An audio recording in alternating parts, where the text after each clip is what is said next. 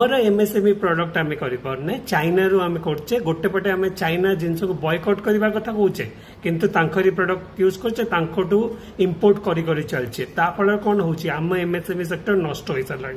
आम MSME sector गोटे time रे 30% कंट्रीब्यूशन करतला जीएसडीपी को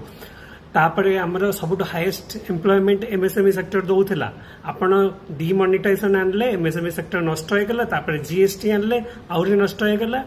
तापरे आपण आनले प्रोडक्शन लिंक्ड इंसेंटिव जो थरे आपण कॉर्पोरेट हाउस मानको खाली मुष्टिमय कॉर्पोरेट हाउस मानको सुविधा देले एमएसएमई सेक्टर को टंकाटे भी इंसेंटिव आपण देलेनी आपण का मार्केट को पूरा चाइना कैप्चर कर जिबा आपणकर सिचुएशन एमती हो चाइना जदि किसी बंद करदेला आपण चलवा मुस्किल हो जब से आपण जदि एमएसएमई को ध्यान देबेनी सिचुएशन बहुत डिजास्टर्स हो।